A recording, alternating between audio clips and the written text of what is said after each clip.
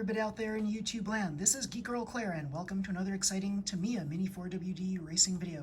So today we're going to be learning about maximum dimensions of your car for any Tamiya Mini 4WD regulated race. The width has to be under 105 millimeters, the height has to be under 70 millimeters, and the length has to be under 165 millimeters. And there should be at least a 1 millimeter ground clearance underneath everything. So, if you've seen my previous pictures and videos of my Japan Cup 2020 car, originally I had right here at the front just two little screws that attached this homemade body damper, this mass damper, this lantern damper, to this front bumper here, which is the front FRP plate. And so basically these things, these little screws like attached right there, and this thing was at this really crazy angle, crazy slope. It was probably 45 degrees or so. And so when I measured the height, I didn't realize this at first, but it was way over 70 millimeters. And once I added these two little strut columns right here, you can get a whole bag full of these different size columns. These, I call them strut columns. I'm not exactly sure what they're called, but they're columns, and they're of different heights. Everything from a little tiny one to something that's fairly medium size. So I attached long screws, well, they're medium size screws, and lock nuts at the end. So instead of attaching the screw from the top down, I attached them from the bottom up. So now I can easily adjust them without having to take off the bottom plate. Previously there was a bottom plate here with a brake skid pad, so I'm going to add that back on there. So yeah, now if we look at the height of the car, it is under 70 millimeters with some room to spare, and it's still got the same kind of lantern body damping effect. This homemade body damper is made of one of the plastic car catchers that Tamiya sells, and if you take a look at my handiwork here, you will see that I fabricated the body damper out of a new Japan Cup 2020.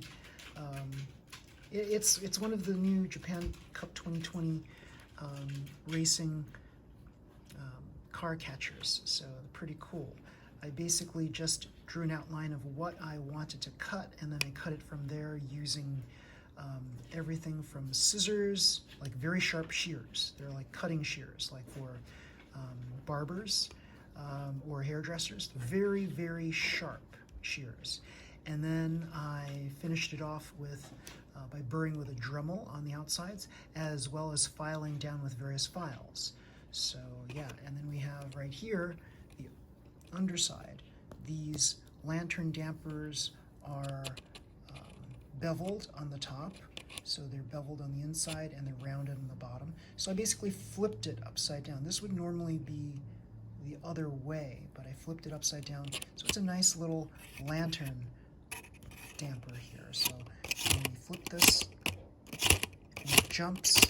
These things basically go up, hit this, and go back down. So this is what I have right now in terms of the screw length, and you see it has a nice clearance on the bottom, so it never hits the ground. So what are some additions that I might add to this thing? So I was thinking about changing up the wheels, making the wheels, maybe roughing up the surface here a little bit. I was also thinking about shaving off some more parts of this so that I get a little bit lighter in weight. I can burr off those rough edges right there, those squared edges. I can make them rounder. I could also take off more on the sides, but I kind of like how this looks right now, the sides. So if you take a look at the underside, I made everything look nice and straight and neat. So there you go there. But I could shave them down even more, and if any of you have seen NEO-VQS videos, you'll see that he's shaved them down quite a bit, such that there's no more of these notches on the sides. It's completely flat. So he probably took off almost a gram of weight by just taking off these side items here.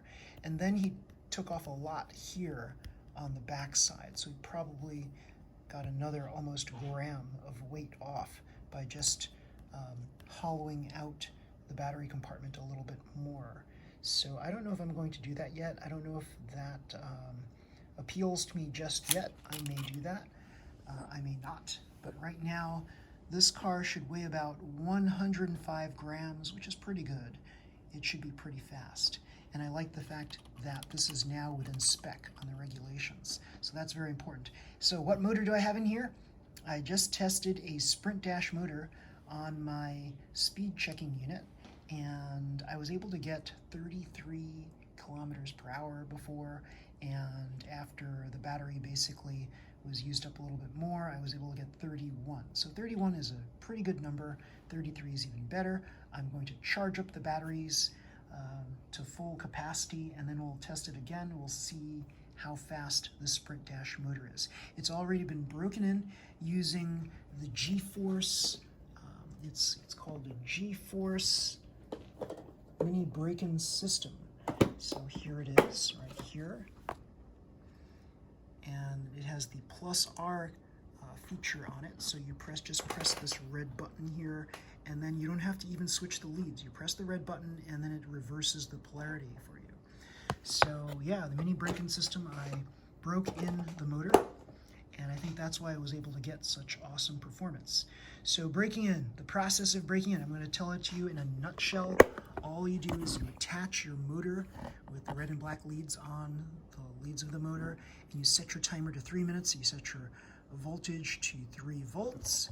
You press this, let it go, zing, zing, zing, zing, zing. When it's done, finished, wait about 10 minutes for it to cool down, at least 10 minutes, and then you press the red button to reverse the polarity, and then you change the timer to 3 minutes and 3 volts again, press start, and let it rip for 3 more minutes in reverse. And then you let the whole thing cool down. Wait at least 10, 20 more minutes, and then what you do is you clean it using cleaning fluid, so electronics cleaner. So pretty cool. And then you let it sit and dry. So stand the motor upright. So by that I mean you have the shaft pointing up, and you lean it against something tall, like the cleaning spray, and you just lean it there and wait a number of hours for everything to dry, and then place the motor into your car. Now what I like to do, just to make sure, is I attach it to my mini Breakin system one more time. I set the timer to 1 minute and set it to 3 volts, and then I just let it rip for the forward mode. And I just want to see if it sounds the same as I remembered it sounding after each 3-minute interval.